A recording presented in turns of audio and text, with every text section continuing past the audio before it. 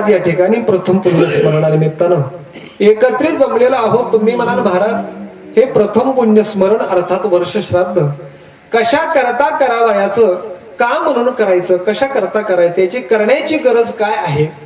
तर ऐका, आपल्या धर्मशास्त्रानुसार जर आपण विचार केला तर महाराज ज्यावेळी एखादा मनुष्य या पंचकृत पंचभूतापासून तयार झालेल्या स्थूल देहाचा त्याग करतो, या स्थूल देहाचा त्याग केला म्हणजे मनुष्य महाराज नष्ट होतो असं नाही. आपल्या धर्मशास्त्रानुसार शास्त्रामध्ये देहाचे 3 प्रकार सांगितलेले आहेत. एक स्थूल देह, सूक्ष्म देह आणि कारण देह असे देहाचे 3 प्रकार आहेत. जो डोळ्याला दिसतो तो स्थूल देह आहे, जो पंचकृत पंचभूतापासून तयार झालेला आहे. हा स्थूल देह म्हणजे केवळ महाराज एकाच तत्वाचा नाही तर 5 तत्वाचं, पृथ्वी, आप, तेज, आकाश आणि वायू, या 5 तत्वाचं पंचीकरण म्हणजे हा स्थूल देह आहे. हा स्थूल देह एकाच तत्वापासून तयार होत नाही, या 5चं महाराज पंचीकरण आहे. ज्याप्रमाणे एखादी महाराज भाकरी आहे, एक भाकरी आहे आणि एका भाकरीचे 5 तुकडे करावेत, 5 भाग करावेत, त्याप्रमाणे शरीरामध्ये 5 तत्वाचे 5 अंश आहेत. एका अंशामध्ये पृथ्वी तत्व आहे, एकामध्ये वायू तत्व आहे, एकात अग्नी आहे, एकात जल आहे आणि एकात आकाश तत्व आहे. अशा पंचभूताच्या पंचीकरणापासून हा देह तयार झालेला आहे. शास्त्रकार वर्णन करतात की स्यात पंचकृत भूतो देह स्तुनन्य संज्ञकः. शास्त्रकार सांगतात की या पंचतत्वाच्या पंचभूताच्या पंचीकरणापासून हा देह तयार झालेला आहे. आपल्या देहामध्ये 5ही भूत आहेत. आपल्या देहामध्ये असणारे अस्ति, हाड हे पृथ्वी तत्वाचे आहेत. आपल्या देहामध्ये खाल्लेलं या ठिकाणी जे महाराज पचन करण्याचा जठराग्नी जो काम करतो ते महाराज तेज तत्व आहे. आपल्या शरीरात असणारं मल मूत्र त्या ठिकाणी रक्त हे जल तत्वाचं आहे. आपण महाराज त्या ठिकाणी चालतो, धावतो, हे सर्व काही क्रिया करतो ती वायू तत्वाचं तत्व आहे. आणि महाराज आपल्या शरीरामध्ये जागा आहे म्हणून खाल्लेलं महाराज आतमध्ये पोटामध्ये जातं. जागा नसती, अवकाश नसता तर खाल्लेलं आतमध्ये गेलं नसतं, म्हणजे आकाश तत्व हे आहे. अशा या पंचभूतांच्या पंचीकरणापासून हा स्थूल देह तयार झालेला आहे. विठाला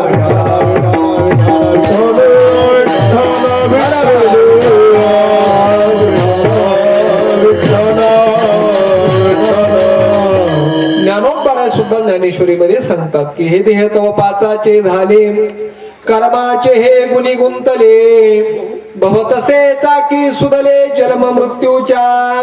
ज्ञानोबा सांगतात की हा देह पंचतत्वापासून तयार झालेला आहे. म्हणजे आपल्या डोळ्याला जो दिसतो महाराज तो स्थूल देह आहे. दुसरा आहे सूक्ष्म देह. सूक्ष्म देह हा महाराज डोळ्याला दिसत नाही, परंतु डोळ्याला जरी दिसत नसला तरी महाराज आपण जे काही कर्म क्रिया करतो ते सूक्ष्म देहाच्या संयोगाने करतो. सूक्ष्म देह म्हणजे काय आहे तर महाराज बुद्धी, कर्मेंद्रिय, प्राण, पंचकैर मनसा धिया. शास्त्रकार सांगतात की महाराज पंच ज्ञानेंद्रिय, पंच कर्मेंद्रिय आणि अंतकरण चतुष्टय, बुद्धी, मन, चित्त आणि अहंकार हे अंतकरण चतुष्टय आणि प्राण आणि मन अशा तत्वापासून जो तयार झालेला आहे त्याला सूक्ष्म देह म्हणतात. विठ्ठला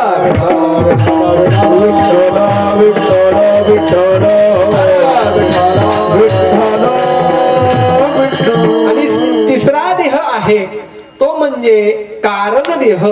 कारण देह म्हणजे काय तर आपल्या ठिकाणी आपल्याला जे आपल्या स्वस्वरूपाचं, खऱ्या स्वरूपाचं जे अज्ञान आहे त्यालाच कारण देह म्हणतात. आणि महाराज स्थूल देहाचा त्याग झाला म्हणजे मनुष्य मरत नाही, त्याचा पुढील प्रवास त्याला शास्त्रामध्ये अतिवाहक देह म्हणतात, वासनामयी शरीर म्हणतात, ते त्याला प्राप्त होतं. त्याच्या संयोगाने त्याचा पुढचा प्रवास सुरू होतो. हा स्थूल देह नाश पावला म्हणजे महाराज सूक्ष्म देह आणि कारण देह नाश पावत नाही. या सूक्ष्म देहाच्या आणि कारण देहाच्या संयोगाने त्या जीवात्म्याचा पुढील प्रवास असतो. किंबहुना महाराज या जन्मामध्ये जे आपण त्या ठिकाणी कर्म, वासना, संस्कार केलेले आहेत ना तेच कर्म वासना संस्कार पुढच्या जन्मामध्ये महाराज त्या ठिकाणी परावृत्त होतात. ज्ञानोबा सांगतात की सृष्टीची उत्पत्ती कशी होते, या सृष्टीची उत्पत्ती करत असताना महाराज जीवाचं काय शिल्लक असावं लागतं, काय असावं लागतं, त्यावेळी तो जीव, तो जीवात्मा पुढील देहामध्ये परावृत्त होतो. ज्ञानोबा सांगतात तै संकल्प वासना संस्कार मागो ते रचावया चराचर जेत राहुणी असती अमर ते निधानमी. ज्ञानोबा सांगतात की संकल्प, वासना आणि संस्कार हे महाराज आपली 3 बीज आहेत. ज्याप्रमाणे शेतामध्ये गहू पेरला, बाजरी पेरली तर महाराज ती उगवते, त्याचं झाड येतं, त्याच्यापासून अनेक महाराज त्या ठिकाणी धान्य होतं. तसं आपल्या जीवनामध्ये हे आपले 3 बीज आहेत, संकल्प, वासना आणि संस्कार. म्हणून मनुष्याच्या जीवनामध्ये मनुष्याचा संकल्प सत्य असावा, खरा असावा. तुम्ही जर खोट्याच्या संबंधाने संकल्प करत बसा तर ते संस्कार महाराज चित्तावरती राहतात. नाहीतर आपण महाराज संकल्प करतो पण कशाचा, तो मला वाकडे गेला काय बघतोच, मग त्याचं कसं काय होतं, त्याचं त्याच्या ठिकाणी चांगलं कसं होतं हे बघतो. आपण वैरत्वाचा संकल्प करतो, परंतु ज्ञानोबा सांगतात का वैरत्वाचा संकल्प करावा. या जन्मामध्ये जर आपण महाराज एखाद्याचं वैर असेल आणि ते वैर जर संपवलं नाही तर महाराज तुकोबा सांगतात ऋण, वैर, हत्या या 3 गोष्टीसाठी महाराज जन्म घ्यावा लागतो. मग पुढच्या जन्मामध्ये महाराज तो होतो साप आणि हा होतो महाराज मुंगूस. मग खेळा भांडणं, दोघं होतात कुत्रे, हा एका गल्लीचा आणि तो त्या गल्लीचा, खेळतात भांडणं. म्हणून जीवनामध्ये महाराज संकल्प सत्य असावा. दुसरी गोष्ट ज्ञानोबा सांगतात संकल्प वासना, जीवनामध्ये महाराज वासना ही सद्वासना असावी, कुवासना नसावी. त्या ठिकाणी परमार्थाविषयी वासना असावी. मी वारी करीन, गळ्यामध्ये माळ घालीन, नामस्मरण करेल, गाथा वाचेल, ज्ञानेश्वरी वाचेल, भागवत वाचेल, या संबंधाने महाराज त्या ठिकाणी वासना असावी. नाहीतर जे खाऊन हे ते खातो, पिऊन हे ते करतो, पिऊन हे ते पितो, करून हे ते करतो, या कुवासना असेल तर ती अधोगतीला कारणीभूत आहे. आणि ज्ञानोबा 3री गोष्ट सांगतात संस्कार. जे महाराज आपण या जन्मामध्ये चांगले वाईट संस्कार तू या देहावरती करतो, कर्म करतो, त्या कर्माचे संस्कार महाराज आपल्यावरती राहतात. म्हणून आपण महाराज दुसरा जन्म जरी घेतला तरी मागच्या जन्माचे संस्कार, कर्माचे संस्कार आहेत तसे राहतात. म्हणून महाराज काही जण जन्मताच ज्ञानी, काही जण जन्मतात परमार्थिक असतात, तर काही जण महाराज जन्मताच बिघडलेले असतात. का बरं असं होतं, त्याचं एकच कारण आहे की पूर्वजन्मीचे संस्कार असतात. म्हणून महाराज संकल्प वासना संस्कार या महाराज संघानं महाराज सूक्ष्म देहातून आपण पुढच्या देहामध्ये परावृत्त होतो.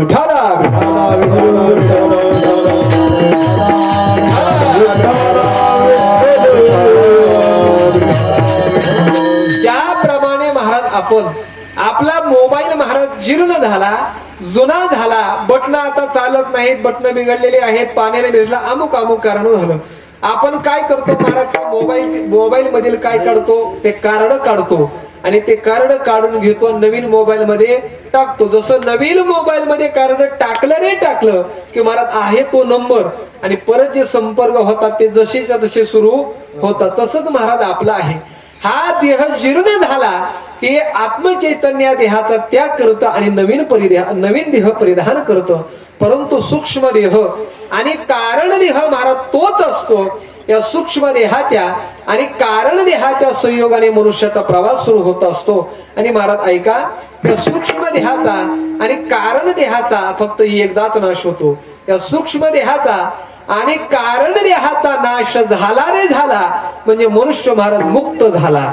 आणि सूक्ष्म देहाचा आणि कारण देहाचा कधी नाश होतो तर महाराज ज्यावेळी त्या ठिकाणी आपल्या जीवनामध्ये परमात्मा भेट होते ना त्यावेळीच होतो. शास्त्रकार सांगतात विद्यते हृदय ग्रंथे छिद्यन्ते सर्व संशयाः श्रीयन्ते चास्य कर्माणि तस्मिन् दृष्टे परावरे. शास्त्रकार सांगतात परावर अर्थात तो परमात्मा असणारा, त्या परमात्म्याची भेट झाली, परमात्म्याचा आपल्या जीवनामध्ये प्रसाद प्राप्त झाला, परमात्म्याची कृपा झाली, ज्ञानोबाराय, तुकोबाराय, नाथ महाराजांसारख्या साधू संतांची कृपा झाली, सद्गुरु सखाराम बाबांसारखे महाराज सद्गुरु प्राप्त झाले की महाराज आपल्या जीवनामध्ये महाराज तस्मिन् दृष्टे परावरे, भिद्यते छदया भिद्यते हृदय ग्रंथी. त्या ठिकाणी महाराज सर्व संशयाची निवृत्ती होते. किंबहुना सूक्ष्म देह आणि कारण देह या दोन्हीचाही नाश होतो आणि तो मनुष्य महाराज मुक्त अवस्थेला प्राप्त होतो.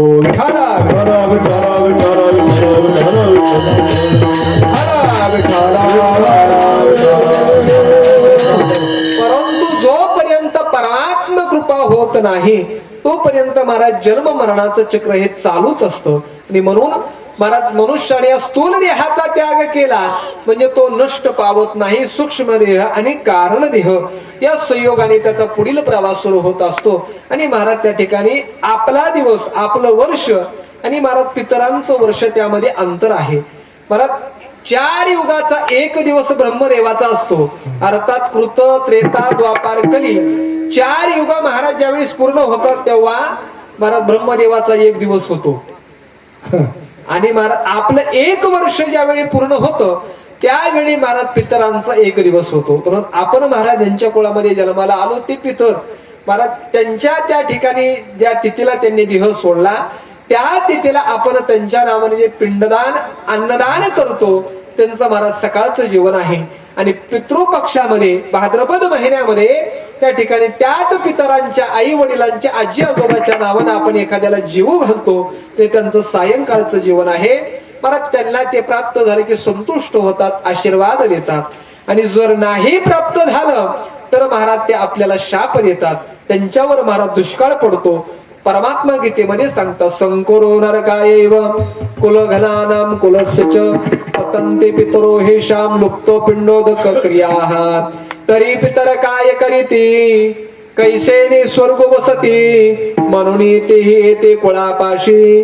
ज्ञानोपाराय सांगतात की पितरांवरती महाराज त्या ठिकाणी वर्ण त्या दुष्काळ पडतो आणि परिणाम काय होतो आपल्याला ते शापित करतात, दोष प्राप्त होतो. म्हणून आपल्याला आपल्या आई वडिलांचा पितरांचा आशीर्वाद प्राप्त व्हावा या हेतून महाराज आपल्या धर्मशास्त्रामध्ये महाराज हे त्या ठिकाणी श्राद्धाची संकल्पना आहे. विठाला